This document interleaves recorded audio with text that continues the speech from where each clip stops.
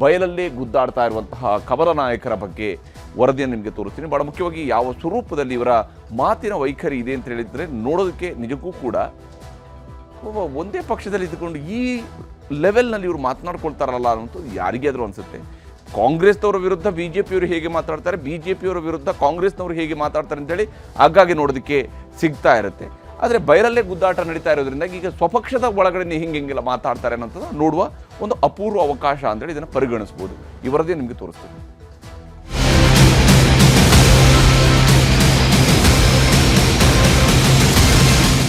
ಶಿಸ್ತಿನ ಪಕ್ಷ ಬಿಜೆಪಿಯ ಒಳಬೇಗುದಿ ಭುಗಿಲೆದ್ದಿದೆ. ಮನೆಯೊಳಗಿದ್ದ ಜಗಳ ಇದೀಗ ಬೀದಿ ರಂಪಾಟವಾಗಿದೆ. ರಾಜ್ಯಾಧ್ಯಕ್ಷ ವಿಜಯೇಂದ್ರ ವಿರುದ್ಧ ಎಲ್ಲಾ ಬಣಗಳು ಒಟ್ಟೊಟ್ಟಿಗೆ ಸಿಡಿಯಲಾರಂಭಿಸಿವೆ. ರಾಜ್ಯಾಧ್ಯಕ್ಷ ಚುನಾವಣೆಗೂ ಮುನ್ನ ಆಗಿರುವ ಮಂಡಲ ಅಧ್ಯಕ್ಷರು ಹಾಗೂ ಜಿಲ್ಲಾಧ್ಯಕ್ಷರುಗಳ ನೇಮಕದ ಬೆನ್ನಲ್ಲೇ ಇದೀಗ ಆಕ್ರೋಶದ ಕಟ್ಟೆಯೊಡೆದಿದೆ. ರಾಜ್ಯದ 23 ಜಿಲ್ಲಾಧ್ಯಕ್ಷರುಗಳ ನೇಮಕ ಮಾಡಿದ್ದು ಈ ಹಿಂದೆ ಇದ್ದವರನ್ನೇ ಮುಂದುವರಿಸಿ ಆದೇಶ ಹೊರಡಿಸಲಾಗಿದೆ. ನಳಿನ್ ಕುಮಾರ್ ಕಟೀಲ್ ಕಾಲದಲ್ಲಿ ನೇಮಕವಾಗಿ ಅವಧಿ ಮುಕ್ತಾಯವಾಗಿದ್ದ ಜಾಗಕ್ಕೆ ಮಾತ್ರ ಹೊಸ ನೇಮಕ ಮಾಡಲಾಗಿದೆ. ಬೆಂಗಳೂರಿನ 3 ಜಿಲ್ಲಾಧ್ಯಕ್ಷ ಸ್ಥಾನಕ್ಕೂ ಹಾಲಿ ಅಧ್ಯಕ್ಷರನ್ನೇ ಮುಂದುವರಿಸಲಾಗಿದೆ. ಹೀಗಾಗಿ ವಿಜಯೇಂದ್ರ ತಮಗೆ ಬೇಕಾದವರನ್ನ ನೇಮಕ ಮಾಡಿಕೊಂಡಿದ್ದಾರೆ ಎಂದು ಎಲ್ಲರೂ ಸಿಟ್ಟಾಗಿದ್ದಾರೆ. ಈ ಬೆಳವಣಿಗೆಗಳ ನಡುವೆ ಬೆಂಗಳೂರಿನಲ್ಲಿ ರಹಸ್ಯವಾಗಿಯೇ ಬಿಜೆಪಿಯ ಹಿರಿಯ ಹಾಗೂ ಪ್ರಮುಖ ನಾಯಕರು ಸಭೆ ಮಾಡಿದ್ದಾರೆ. ಪ್ರತಿಪಕ್ಷ ನಾಯಕ R Ashok, doctor CN Ashwathnarayan, Govind Karjol ಹಾಗೂ ಇನ್ನಿತರರು ಮಾಜಿ ಮುಖ್ಯಮಂತ್ರಿ ಡಿ.ವಿ. ಸದಾನಂದ ಗೌಡ ನೇತೃತ್ವದಲ್ಲಿ ಮೀಟಿಂಗ್ ಮಾಡಿದ್ದಾರೆ. ಬಿಜೆಪಿಯಲ್ಲಿ ದಿನಕ್ಕೊಬ್ಬರು ಬಂಡಾಯದ ಬಾವುಟ ಹಾರಿಸಲು ಶುರು ಮಾಡಿಕೊಂಡಿದ್ದಾರೆ. ಯತ್ನಾಳ್, ರಾಮುಲು, ನಂತರ ಡಾಕ್ಟರ್ ಕೆ ಸುಧಾಕರ್ ಸಿಡಿದೆದ್ದಿದ್ದಾರೆ. ಚಿಕ್ಕಬಳ್ಳಾಪುರದ ಜಿಲ್ಲಾಧ್ಯಕ್ಷರಾಗಿ ನೇಮಕವಾಗುತ್ತಿದ್ದಂತೆ ವಿಜಯೇಂದ್ರ ವಿರುದ್ಧ ಬಹಿರಂಗ ಯುದ್ಧ ಸಾರಿದ್ದಾರೆ. ತಮ್ಮ ಆಪ್ತರನ್ನ ಬಿಟ್ಟು ವಿಜಯೇಂದ್ರ ಹೇಳಿದ್ದಕ್ಕೆಲ್ಲ ತಲೆ ಅಲ್ಲಾಡಿಸೋ ಸಂಪತ್ ನೇಮಕ ಮಾಡಲಾಗಿದೆ ಅನ್ನೋದು ಸಂಸದರ ಸಿಟ್ಟಿಗೆ ಪ್ರಮುಖ ಕಾರಣ. ಯಾವ ಸೀನಿಯರ್ ಲೀಡರ್ಸ್ನು ಕೂಡ ನಿಮ್ಗೆ ಬೇಕಿಲ್ಲ. ಎಲ್ಲರನ್ನೂ ಕೂಡ ಸಮಾಧಿ ಮಾಡಕ್ಕೆ ಕೊಟ್ಟಿದೆ. ಇವರ ಕಾರ್ಯವೈಖರಿ, ಇವರ ಒಂದು ಅಹಂಕಾರ, ಇವರ ಒಂದು ದರ್ಪ ಇರ್ಬೋದು. ಅವ್ರ ಹತ್ರ ಸಾವಿರಾರು ಕೋಟಿ ಇದೆಯೋ ಏನೋ ಗೊತ್ತಿಲ್ಲ ನನಗೆ. ಮೊನಾರ್ಕ ನೀವು ಏಕಚಕ್ರಾಧಿಪತ್ಯನ ನಿಮ್ಮ ಆಸ್ತಿನ ಇದು ಬಿಜೆಪಿ. ನಿನ್ನೆ ಸುಧಾಕರ್ ಆಡಿದ್ದ ಮಾತುಗಳಿಂದ ಇಡೀ ಬಿಜೆಪಿಯಲ್ಲಿ ತಲ್ಲಣ ಸೃಷ್ಟಿಯಾಗಿದೆ. ಸುಧಾಕರ್ ಮಾತುಗಳಿಗೆ ವಿಜಯೇಂದ್ರ ತಿರುಗೇಟು ಕೊಟ್ಟಿದ್ದಾರೆ. ಪಕ್ಷ ಅಂತಂದ್ರೆ 4 ಜನ ಸೇರಿ ಕಟ್ಟದ ಪಕ್ಷ. ಇವತ್ತು ನಂದೇ ನಡೆಯುತ್ತೆ ಅಂತೇಳಿ ನನ್ನ ಹಿಂದೆ ಮುಂದೆ ಯಾರು ಓಡಾಡ್ತಾರೆ ಅಂಥವ್ರು ಮಾತ್ರ ಎಸ್ ಬಾಸ್ ಅನ್ನೋರು ಬೇಕು, ಜಿ ಹಜೂರ್ ಅನ್ನೋರು ಬೇಕು. ಅಂಥವರನ್ನ ನೀವು ಅಧ್ಯಕ್ಷರುಗಳು ನೇಮಕ ಮಾಡ್ಕೊಳ್ಳೋದು ಮಿಸ್ಟರ್ BY ವಿಜಯೇಂದ್ರರವರು. ಇವರು ಧೋರಣೆ ಬಹಳಷ್ಟು ಮುಖಂಡರುಗಳಿಗೆ ಈ ರಾಜ್ಯದಲ್ಲಿ ನೋವನ್ನು ತಂದಿದೆ. ಈ ಪ್ರಕ್ರಿಯೆಯಲ್ಲಿ ವಿಜಯೇಂದ್ರ ಅವರ ಪಾತ್ರ 0.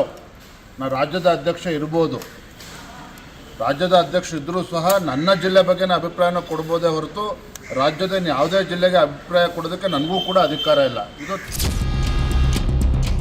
ಹೀಗೆ ಡಾಕ್ಟರ್ ಸುಧಾಕರ್ ವಿರುದ್ಧ ವಿಜಯೇಂದ್ರ ಮಾತಾಡ್ತಿರೋವಾಗಲೇ ವಿಜಯೇಂದ್ರ ಆಪ್ತರು ಸಿಡಿದೆದ್ದಿದ್ದಾರೆ. ಚಿಕ್ಕಬಳ್ಳಾಪುರ ಸಂಸತ್ ಟಿಕೆಟ್ ಹಂಚಿಕೆ ಸಂದರ್ಭದಲ್ಲಿ ಮನಸ್ತಾಪ ಮೂಡಿದ್ದ SR ವಿಶ್ವನಾಥ್ ಸುಧಾಕರ್ ವಿರುದ್ಧ ಹರಿಹಾಯ್ದಿದ್ದಾರೆ. ಬಿಜೆಪಿಗೆ ಬಂದಿದ್ದೀರಿ, ಪಕ್ಷದ ಚೌಕಟ್ಟಿನಲ್ಲಿದ್ರೆ ಇರಿ ಅಂತ ಒಬ್ರು ಹೇಳಿದ್ರೆ, ಇನ್ನು ಕೆಲವರು ಬಾಯಿಗೆ ಬಂದಂತೆ ಏಕವಚನದಲ್ಲೇ ವಾಗ್ದಾಳಿ ನಡೆಸಿದ್ದಾರೆ. ಸುಧಾಕರ್ ಭ್ರಷ್ಟ ಅಂತ ರೇಣುಕಾಚಾರ್ಯ ಹೇಳಿದ್ರೆ ನಿಮ್ಮಂಥೋರು ಇಲ್ಲಿರೋ ಬದಲು ಹೋದ್ರೇನೆ ಸರಿ ಎಂದು SR ವಿಶ್ವನಾಥ್ ಹರಿಹಾಯ್ದಿದ್ದಾರೆ. ಭಾರತೀಯ ಜನತಾ ಪಾರ್ಟಿಯಲ್ಲಿ ಯಾವುದು GPS ಸಿಸ್ಟಮ್ ಇಲ್ಲ. MP ಆದ ತಕ್ಷಣ ಇಡೀ ಜಿಲ್ಲೆ ಸುಧಾಕರ್ ಅವರು ಬರ್ಕೊಡ್ಬೇಕು ಅನ್ನೋ ಸಿಸ್ಟಮ್ ಇಲ್ಲ.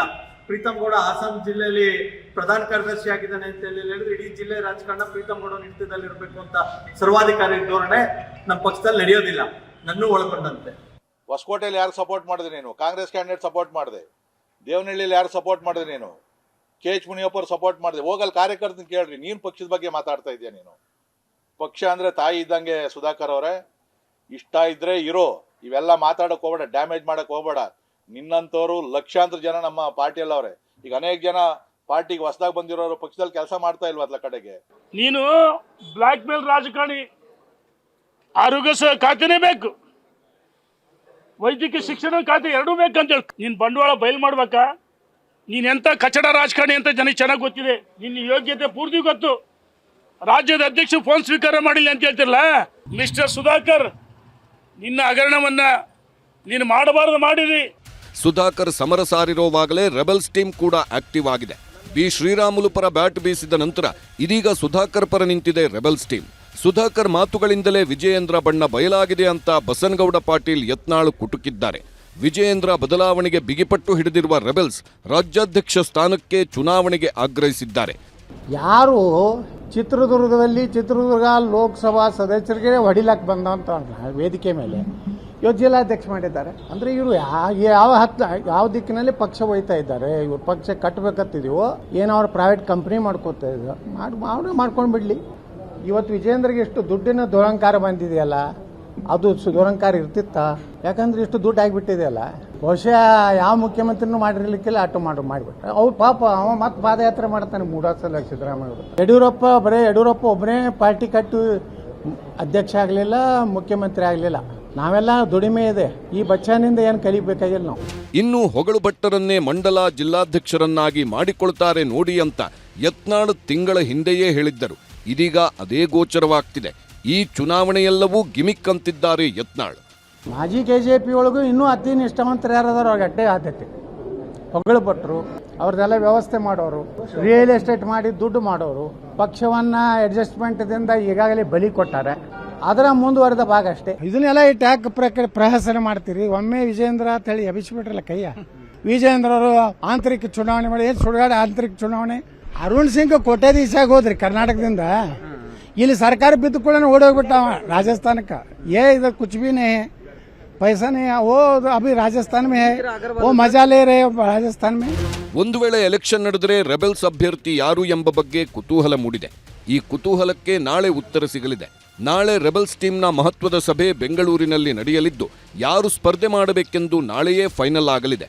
ಅದಕ್ಕೂ ಮುನ್ನ ವಿಜಯೇಂದ್ರ ವಿರುದ್ಧ ಬಸನಗೌಡ ಪಾಟೀಲ್ ಯತ್ನಾಳ್ ಗುಡುಗಿದ್ದಾರೆ. ವಿಜಯೇಂದ್ರ ವಿರುದ್ಧ ತಿರುಗಿ ಬಿದ್ದಿರೋರಲ್ಲಿ ಸುಧಾಕರ್ ಒಬ್ಬರೇ ಅಲ್ಲ, ಇನ್ನೂ ಇದ್ದಾರೆ ಅಂದ್ರು.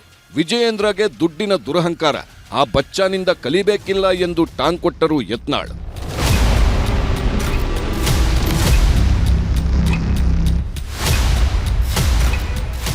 ಹೀಗೆ ಬಿಜೆಪಿಯ ಬೀದಿರಂಪಾಟ ಬಲು ಜೋರಾಗೇ ನಡೆಯುತ್ತಿದೆ. ರಾಜ್ಯಾಧ್ಯಕ್ಷ ಚುನಾವಣೆಗೆ ಬರುವ ಶಿವರಾಜ್ ಸಿಂಗ್ ಚೌಹಾಣ್ ಮುಂದೆ ಅತಿ ದೊಡ್ಡ ಸವಾಲೇ ಇದೆ. ಅರುಣ್ ಸಿಂಗ್ರಂತೆಯೇ ಶಿವರಾಜ್ ಸಿಂಗ್ ಚೌಹಾಣ್ ಕೂಡ ಮಾಡ್ತಾರಾ ನೋಡ್ತೇವೆ ಅಂತ ಬೇರೆ ಯತ್ನಾಳ್ ಈಗಾಗಲೇ ಎಲ್ಲರನ್ನೂ ಅಲರ್ಟ್ ಮಾಡಿದ್ದಾರೆ. ಹೀಗಾಗಿ ಕಮಲ ಕಾಳಗಕ್ಕೆ ಕೊನೆಯೇ ಇಲ್ಲವಾಗಿದೆ.